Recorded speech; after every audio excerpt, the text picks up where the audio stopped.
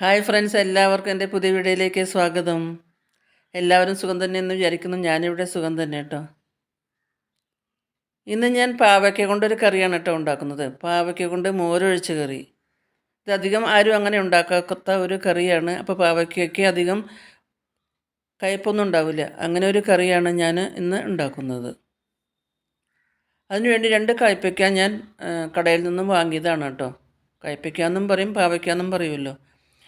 ആ പാവയ്ക്ക ഞാൻ 2 മണിക്കൂർ ഉപ്പിട്ട് വെള്ളത്തിലിട്ട് വെച്ച് നല്ലപോലെ കഴുകി തുടച്ച് വെച്ചതാണ് കേട്ടോ. അത് ഞാനിങ്ങനെ വട്ടം വട്ടം ഇങ്ങനെ അരിഞ്ഞുകൊണ്ടിരിക്കുകയാണ് കേട്ടോ. അപ്പോൾ നിങ്ങളുടെ ഇഷ്ടത്തിന് എങ്ങനെ വേണമെങ്കിലും അരിയാം കേട്ടോ. നീളത്തിൽ വേണമെങ്കിൽ നീളത്തിൽ അരിയാൻ. സാധാരണ നാലാക്കി കീറി ചെറിയ കഷ്ണങ്ങളാക്കി മെഴുക്കുവരട്ടിക്ക് നുറുക്കണ മാതിരി അങ്ങനെയും നുറുക്കാം. അതിപ്പോൾ എങ്ങനെ വേണമെങ്കിലും നമുക്ക് നുറുക്കിയെടുക്കാം. ഞാനിപ്പോൾ ഇങ്ങനെ വട്ടത്തിലാണ് നുറുക്കിയെന്ന് മാത്രമേ ഉള്ളൂ. ആ നുറുക്കിയ പാവയ്ക്ക ഞാൻ വേറൊരു പാത്രത്തിലേക്ക് ഇട്ട് കൊടുത്തു കേട്ടോ. അതിലേക്ക് 1 ടീസ്പൂൺ ഉപ്പും കൂടി ചേർത്ത് കൊടുത്തു. ഉപ്പ് ചേർത്ത് നല്ലപോലെ ഒന്ന് കുടഞ്ഞു. അതിനുശേഷം കൈ കൊണ്ട് നല്ലപോലെ തിരുമ്മി പിടിപ്പിച്ചു കേട്ടോ. കയ്പ്പയ്ക്കും ഉപ്പും നല്ലപോലെ ഒന്ന് തിരുമ്മി പിടിപ്പിച്ചു. ഒരു അരമണിക്കൂർ അടച്ചു വെച്ചു. അതിനുശേഷം ഒരു പാൻ അടുപ്പത്ത് വെച്ച് അത് ചൂടായപ്പോൾ അതിലേക്ക് 2 സ്പൂൺ വെളിച്ചെണ്ണ ഒഴിച്ചു കൊടുത്തു. വെളിച്ചെണ്ണ ചൂടായപ്പോൾ അതിലേക്ക് നമ്മൾ തയ്യാറാക്കി വെച്ചിരുന്ന പാവയ്ക്ക ചേർത്ത് കൊടുത്തു കേട്ടോ. കുരുവൊക്കെ അതിൽ ഇത്തിരി മൂത്ത കുരുവൊക്കെ ഉണ്ടായത് ഞാൻ എടുത്ത് കളഞ്ഞു കേട്ടോ. അധികം കുരുവൊന്നും ഉണ്ടായിരുന്നില്ല. 1-2 കുരു ഇത്തിരി ഉണ്ടായിരുന്നുള്ളൂ, അത് ഞാൻ കളഞ്ഞു. അതിലേക്ക് ഒരു പിടി ചെറിയ ഉള്ളി, അതിൻ്റെ തൊലിയൊക്കെ കളഞ്ഞ് കഴുകി ഒന്ന് കീറി അതും ചേർത്ത് കൊടുത്തു. 5-6 കാന്താരി മുളക്, അതും ഒന്ന് കീറി അതും ചേർത്ത് കൊടുത്തു. 1/2 ടീസ്പൂണ് മഞ്ഞൾപ്പൊടി, 1/2 ടീസ്പൂണ് ഉപ്പും കൂടിയും ചേർത്തു കേട്ടോ. കയ്പ്പയ്ക്കയിൽ നമ്മൾ ഉപ്പ് ചേർത്തിട്ടുണ്ടായിരുന്നു, എങ്കിലും 1/2 ടീസ്പൂണ് ഉപ്പും കൂടിയും ചേർത്ത് കൊടുത്തു.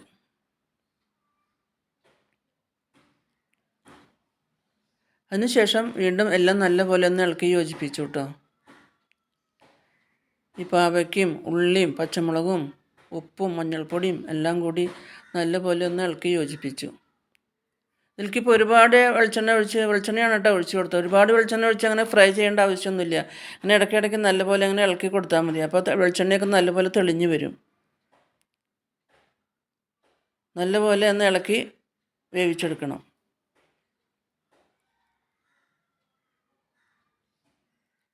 2 മിനിറ്റ് ഒന്ന് അടച്ച് വെച്ചു കേട്ടോ.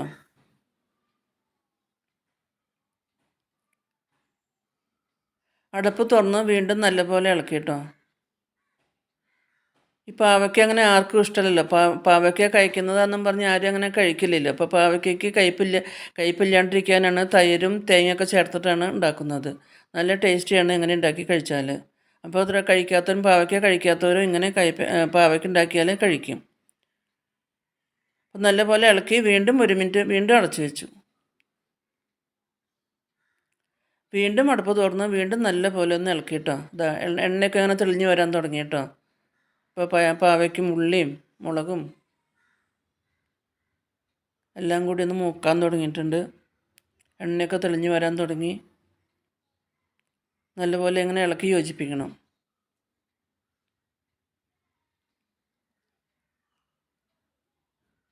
അപ്പോൾ നല്ലപോലെ ഒന്നും കൂടി മൂക്കുമ്പോഴേക്കും നമുക്ക് ഒരു 4 ടേബിൾ സ്പൂണ് തേങ്ങയും 2-3 വറ്റൽമുളകും കൂടി നല്ലപോലെ ഒന്ന് അരച്ച് കൊണ്ടുവരാം കേട്ടോ. വീണ്ടും കയ്പ്പയ്ക്ക വീണ്ടും നല്ലപോലെ ഇളക്കി നല്ലപോലെ വേവിച്ചു. അധികം ആരും ഇങ്ങനെ മോരൊഴിച്ച് ഇങ്ങനെ പാവയ്ക്ക വെക്കാറില്ല. നല്ലൊരു കറിയാണ്, നല്ല ടേസ്റ്റാണ് ഇങ്ങനെ ഊണ് കഴിക്കാനായിട്ട്. വീണ്ടും നല്ലപോലെ ഇളക്കിക്കൊണ്ടിരിക്കുകയാണ് കേട്ടോ.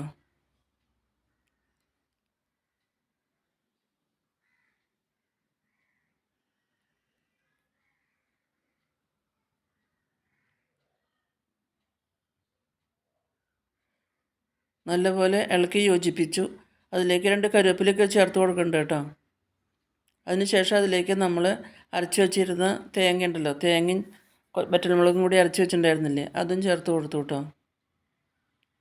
വീണ്ടും നല്ലപോലെ ഇളക്കി യോജിപ്പിച്ചു. ആ തേങ്ങയൊക്കെ ഒന്ന് വേവിച്ചെടുക്കണം. പാവയ്ക്കയിൽ കിടന്ന തേങ്ങയും മുളകും കൂടി അരച്ചത് നല്ലപോലെ ഒന്ന് വേവിച്ചെടുക്കാം. നല്ലപോലെ ഇളക്കിക്കൊണ്ടിരിക്കണം.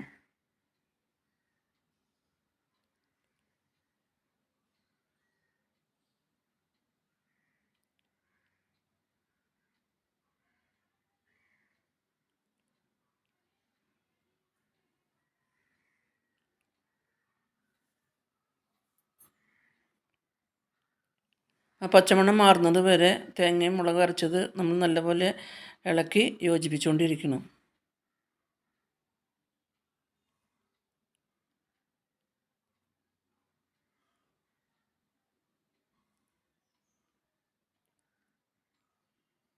അതിലേക്ക് കറിവേപ്പിലയും കൂടിയും ചേർത്ത് കൊടുക്കുന്നുണ്ട് കേട്ടോ. വീണ്ടും നല്ലപോലെ ഇളക്കി നല്ലപോലെ യോജിപ്പിച്ചു. അതിനുശേഷം കുറച്ച് തൈര് കൂടി ചേർത്ത് കൊടുക്കുന്നുണ്ട് കേട്ടോ. തൈര് റെഡിയാക്കി വെച്ചിട്ടുണ്ടായിരുന്നു. തൈരും കൂടി ചേർത്ത് കൊടുത്ത് വീണ്ടും നല്ലപോലെ ഒന്ന് ഇളക്കി ലോ ഫ്ലെയിമിലാണ് കേട്ടോ വെച്ചിരിക്കുന്നത്. തൈര് അങ്ങനെ തിളപ്പിക്കൊന്നും വേണ്ട. ലോ ഫ്ലെയിമിൽ തൈര് ഒഴിച്ച് കൊടുത്തു. അപ്പോൾ തൈര് കുറച്ച് പോരാൻ തോന്നി.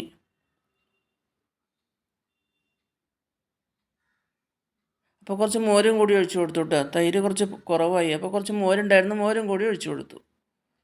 വീണ്ടും നല്ലപോലെ ഒന്ന് ഇളക്കി ലോ ഫ്ലെയിമിൽ.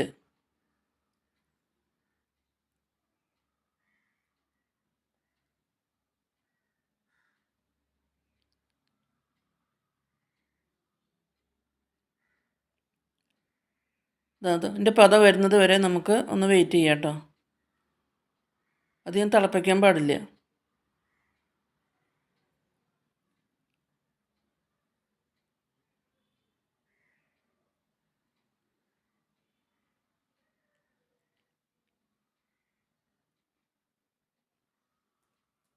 അങ്ങനെ കുറച്ച് പത വരാൻ തുടങ്ങി കേട്ടോ. ഞാൻ ഫ്ലെയിം ഓഫ് ചെയ്തു. കാരണം മൺചട്ടിയല്ലേ, മൺചട്ടിയിൽ ഇരുന്നുകൊണ്ട് നല്ലപോലെ പത വരും. അതുകൊണ്ട് ഞാൻ ഫ്ലെയിം ഓഫ് ചെയ്തു. 2 മിനിറ്റ് കഴിയുമ്പോൾ നല്ലപോലെ പതഞ്ഞ് വരും.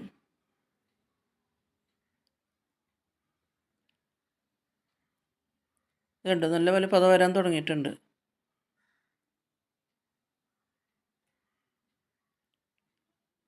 നല്ലപോലെ പത വന്നു. അതിനുശേഷം ഒത്തിരി ഉലുവ വറുത്ത് പൊടിച്ച് വെച്ചിട്ടുണ്ടായിരുന്നു. ഒരു നുള്ള് ഉലുവ വറുത്ത് പൊടിച്ചതും കൂടി ചേർത്ത് കൊടുത്ത് വീണ്ടും നല്ലപോലെ ഒന്ന് ഇളക്കിയിട്ടോ. അപ്പോൾ ഈ പാവയ്ക്ക മോരും തൈരൊക്കെ ഒഴിച്ച് വെച്ച കറി എല്ലാവർക്കും ഇഷ്ടമായെന്ന് വിചാരിക്കുന്നു. അതിലേക്കൊന്ന് വറുത്തിട്ടോ, കടുവും മുളകും കരിവേപ്പിലയും കൂടി ഒന്ന് വറുത്തിട്ടു കേട്ടോ. അപ്പോൾ ഈ വീഡിയോ എല്ലാവർക്കും ഇഷ്ടമായെന്ന് വിചാരിക്കുന്നു. ഇഷ്ടമായാൽ ലൈക്ക് ചെയ്യാനും ഷെയർ ചെയ്യാനും മറക്കരുത്. ആദ്യമായിട്ട് കാണുന്നവരാണെങ്കിൽ ഒന്ന് സബ്സ്ക്രൈബ് ചെയ്ത് കൂട്ടാവണം കേട്ടോ. Thank you for watching.